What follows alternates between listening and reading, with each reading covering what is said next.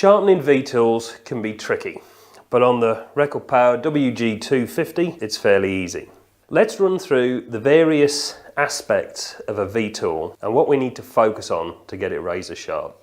The first thing is that this V-tool is made of two blades forming a V. We've got to make sure that the angle of both of those cutting edges are consistent with each other. What we don't want to see is one wing coming back in this direction and the other one in the opposite. We want to keep them both level. So the first thing to focus on is the blade angle in relation to the shank. When I'm talking about the shank of a chisel, it's the bit of steel between the handle and the cutting edge. To do this, we simply offer the tool square on onto the wheel.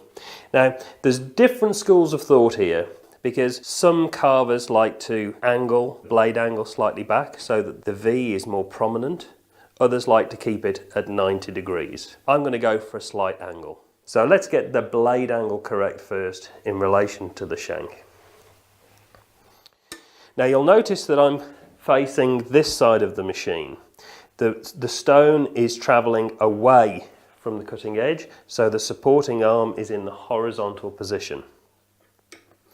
I also want to grade the stone. I want to go quite carefully with this. It's quite a delicate operation. So this is set at a coarse grade. I want to condition the stone and turn it into a finer cut. To do that, I'm going to turn the machine on.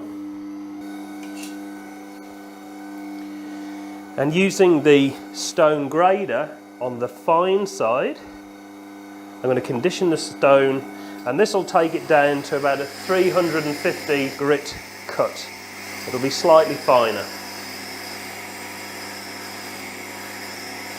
I'm just holding it flat on the stone.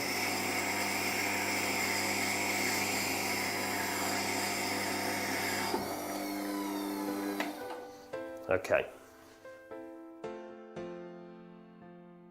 So to set the blade angle, I'm just going to set it straight face on onto the stone.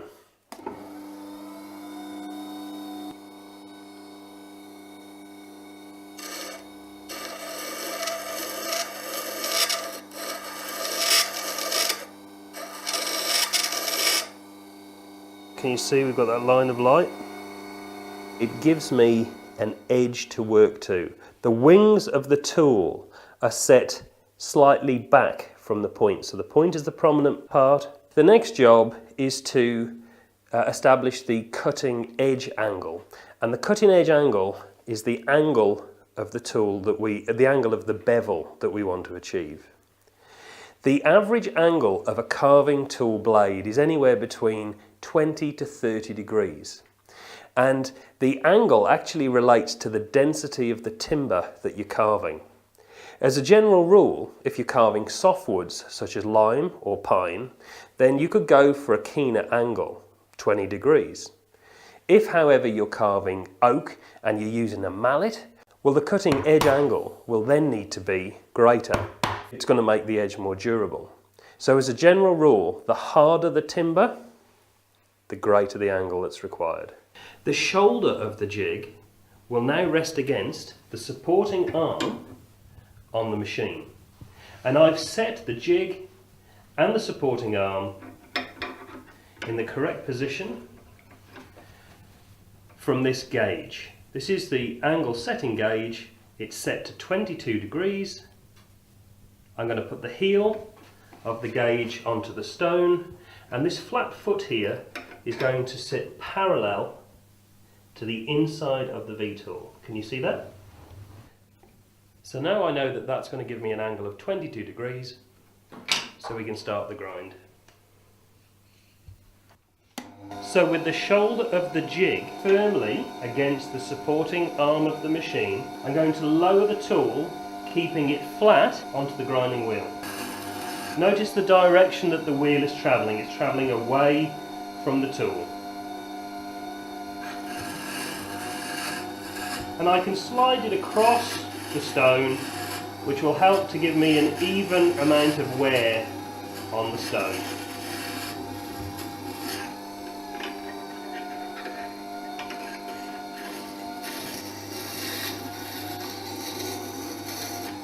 I'm just going to take a look at that grind.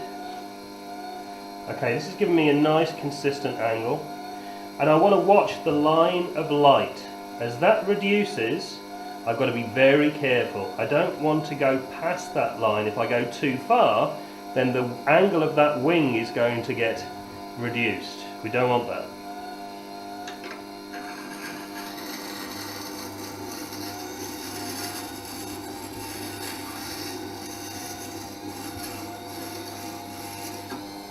Okay, so can you see we've got a nice consistent grind here, and can you see how my line of light is reducing in comparison to this one here?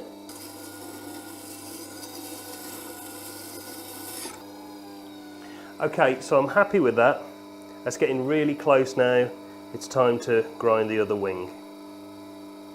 Because I'm moving quite a bit of metal, this is actually taking a bit of time. So I'm going to coarsen the wheel up a little bit. It's going to give me a 200 grip. And the beauty of this machine is I can increase that peripheral speed.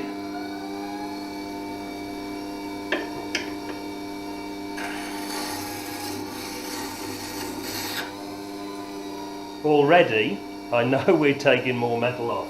That's a real unique feature of this machine. It's brilliant. Oh, all right, now we're moving.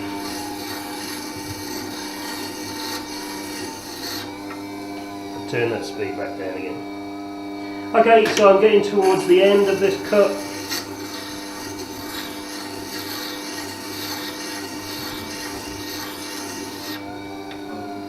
Reaching my line of light.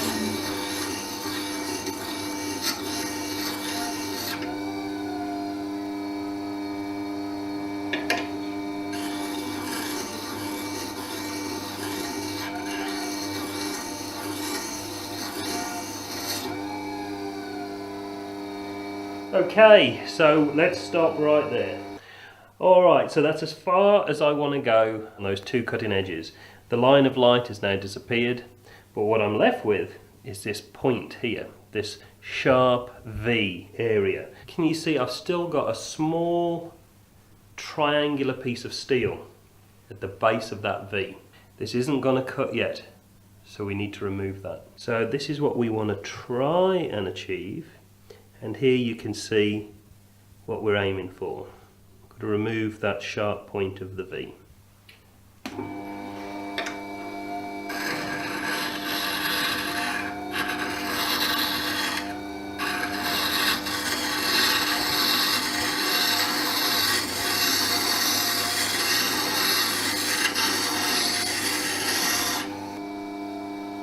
Okay, let's have a look. Oh yeah, that's it. That's what we want. Okay, so now we're at the stage where it's time for honing. To do this, we need to reposition the supporting arm to the honing wheel. And it's important now we must re-establish the ground edge angle so that we get a consistent angle onto the honing wheel. To do this, simple trick with a marker pen, blacken that edge angle. So what I'm now going to do is just pop that on the arm. You notice I haven't moved the jig from the tool, and what I need to do is adjust the supporting arm to get it to what I think is the right spot to recreate that edge angle. So I'm guessing that that's okay. And all I'm going to do is just simply rotate the honing wheel to see what bit of the marker pen I'm removing. That's really lucky. That doesn't happen very often, but clearly that's perfect angle, because what it's done is it's completely removed the marker pen. I know I've got a consistent angle, and I can just go with that. So I'll turn the machine on. Alright, so this honing wheel has been charged with an abrasive compound. It's just an abrasive paste. Comes free with the machine. I just simply polish each edge. Now the heel, Some call it a keel.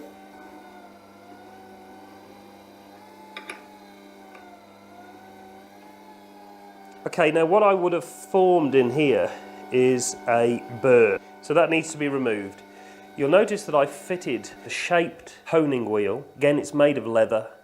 I've conditioned it with oil, and then on top of that I've put the honing compound. The oil simply prevents the honing compound from going in too deep. I'll use this to remove the burr from the inside edge.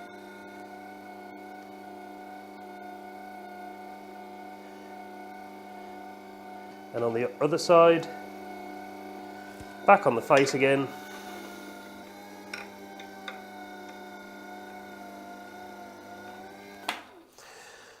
Okay, so the real test to see how sharp we've got the tool is by carving with it in a piece of timber. So let's give it a go.